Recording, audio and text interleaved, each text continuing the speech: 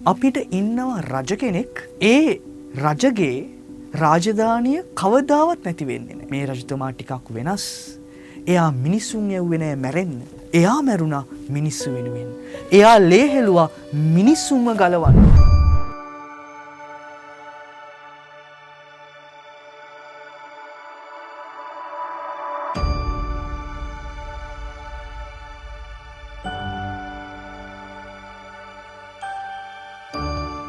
අපේ ඉතිහාසය අපි ඉගෙන ගන්නවා රජවරු ගැන.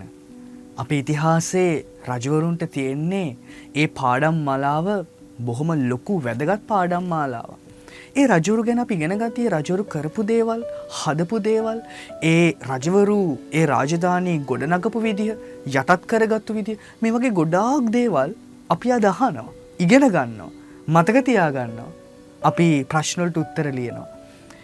අපි යනවා මේ රාජධානි වලට ඒ රජවරු කරපු දේවල් බලන්න.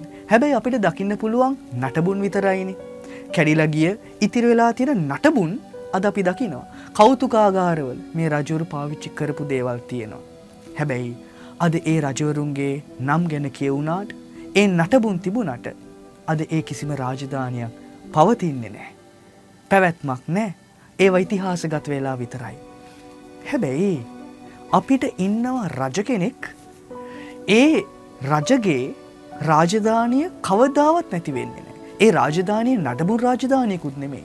හැබැයි ඒ රජතුමත් මැරිලා ගිය, ඒ රජතුමාගේ මැරිලා ඉතිරි වෙච්ච දේවල් කෞතුකාගාරවල අද එහෙම නැහැ. ඒ රජතුමා හැමදාකම ජීවත් වෙන, ඒ රාජධානිය කවදාවත් නැති වෙන්නේ නැති, කාටවත් යටත් කරගන්න බැරි රාජධානියක්. ඒ රජතුමා මේ ලෝකේ පිහිටවල ගියා. ඒ රාජධානිය තාමත් ගොඩ නැගෙනවා. අන්න ඒ රජතුමාගේ මංගල්‍ය තමයි අද අපි සමරන්නේ. ඒ තමයි ක්‍රිස්තු රජාණන්ගේ මංගල්‍ය. හරියටම මීට අවුරුදු 100කට කලින්, ඒ කියන්නේ 1925 දී තමයි ඒ කාලේ හිටපු 11 වන පයස් පාප් වහන්සේ මෙන්න මේ මංගල්‍ය නියම කරන්නේ. ඒ මංගල්‍ය නියම කරන කාලය වකවානුව පරිසරයක් ටිකක් වෙනස් හා සුවිශේෂී. දෙවන ලෝක යුද්ධය ඉවරලා, මිනිස්සුන්ගේ ජීවිත නැති වෙලා, බලාපොරොත්තු නැති වෙලා, සමහර රටවල් අලු වෙලා, මේ මිනිස්සු මොකද කරන්න කියලා, මේ මිනිස්සුන්ට පාලනයක්, මේ මිනිස්සුන්ට කෙනෙක් දිහා බලන්න, කවුද දැන් අපිව අරගෙන යන්නේ කියන දේ හොය හිටපු කාලෙක තමයි 11 වන පයස් පාප් වහන්සේ දකිනවා.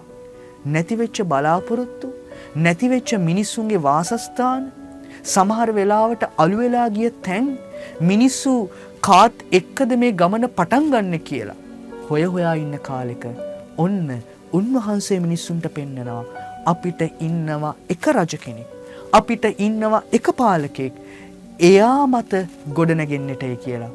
ඒ තමයි ක්‍රිස්තුස් වහන්සේ. පළවෙනි කියවීමේදී අපිට අද ඇහෙනවා සාමුවෙල් තුමාගේ පොතේදී කොහොමද මිනිස්සු දාවිත්ව රජකමට අරගෙන යන්නේ කියලා. ඒ ඊශ්‍රායල් මිනිස්සු දකිනවා මේ දාවිත් හරියට මිනිස්සුන්ව මෙහෙව්වා, යුද්ධ ජයගත්තා, රාජධානිය අල්ලගත්තා, යටත් කරගත්තා. ඒ නිසා දාවිත්ව රජකමට ඔසවනවා. ඒ තමයි මිනිස්සු මිනිස්සුන්ගේ මට්ටමින් රජෙක්ව දැකපු විදිහ. රාජධානිය යටත් කරගන්න ඕන, බලවත් වෙන්නට ඕන, ශක්තිමත් වෙන්නට ඕන, උපායශීලී වෙන්නට ඕන. මේ තමයි රජතුමෙක් දිහා ඒ මිනිස්සු බලපු විදිහ. අද පෞල්තුමා කොලිසිවරුන්ගේ ලිපිලී කියනවා රජ කෙනෙක්, අපේ රජතුමා මොන වගේද රජ කෙනෙක් වුණේ කියලා. රජ කෙනෙක් හැමතිස්සෙම බලවත් වෙන්නේ එයා වැඩිපුර රාජධානි අල්ල ගන්නකොට, යටත් කරගන්නකොට, බලය පතුරවනකොට. හැබැයි අපේ රජතුමා මොකද කළේ? උන්වහන්සේගේ රුධිරයෙන් මෙලොවත් එලොවත් ස්වර්ගයත් මේ ගොඩබිමත් උන්වහන්සේ සමග කරා, යා කරා. උන්වහන්සේකයි කරේ. රජතුමෙක් සාමාන්‍යයෙන් එයාගේ සේනාව යවලා එයා බලාගෙන ඉන්නවා. සෙබළු තමයි ලේ හලන්නේ, මිනිස්සු තමයි ලේ හලන්නේ. හැබැයි ඒ සෙබළු එකතු වෙලා රජතුමාව ආරක්ෂා කරනවා. හැබැයි මේ රජතුමා ටිකක් වෙනස්. එයා මිනිස්සුන් යවුවේ නැහැ මැරෙන්න. එයා වෙනුවෙන් කවුරුත් මැරුණේ නැහැ. හැබැයි එයා මැරුණා මිනිස්සු වෙනුවෙන්. එයා ලේහෙළුවා මිනිස්සුන්ව ගලවන්න. මිනිස්සුන්ට රාජධානියක් අරගෙන දෙන්න. මිනිස්සුන්ට සමාදානය අරගෙන දෙන්න. උන්වහන්සේ කාවත් යටත් කරගත්තේ නැහැ. උන්වහන්සේ කරේ යටත් වුණු එක. උන්වහන්සේ කාවත් මැරුවේ නැහැ. උන්වහන්සේ කරේ මැරුණු එක. උන්වහන්සේ කොහේවත් බලය බය ගන්වලා පැතුරුවේ නැහැ. උන්වහන්සේ කරේ බලය දුන්නු එක. ඒ තමයි ක්‍රිස්තුස් වහන්සේ කුරුසේ උඩ උන්වහන්සේ රජාණන් වුණා. අන්න ඒ නිසාද අපිට ඇහෙන්නේ මේ සෙබළු ඔච්චම් කරනකොට, මේ හොරා ඔච්චම් කරනකොට වා රජ කෙනෙක් නේද? ඔයාව බේරගන්න කියලා. ඔයාවත් බේරගෙන අපිවත් බේරගන්න. ඒ තමයි මිනිස්සු දැකපු විදිහ. රජ කෙනෙක් එයාව බේරගෙන රාජධානිය අල්ලගෙන අපිව බේරගන්නට ඕන.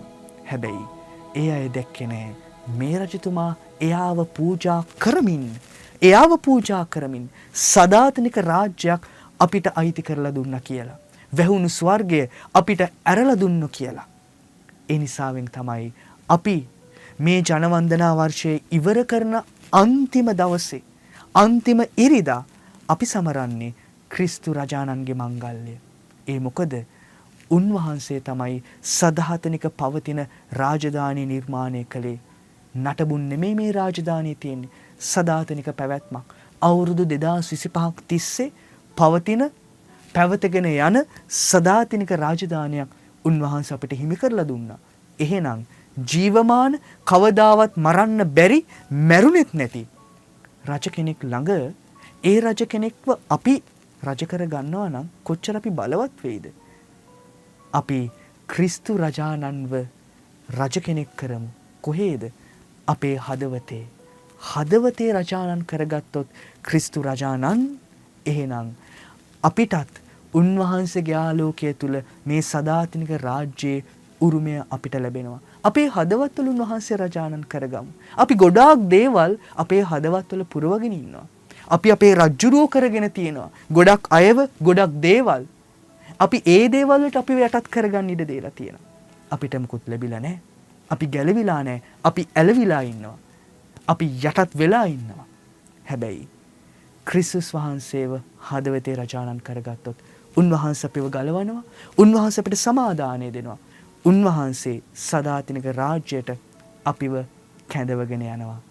ක්‍රිස්තු රජාණන්ට සෑම කල්හිම ජයශ්‍රීවත්, සෑම කල්හිම උන්වහන්සේට ප්‍රශංසාවත් අත් වේවා.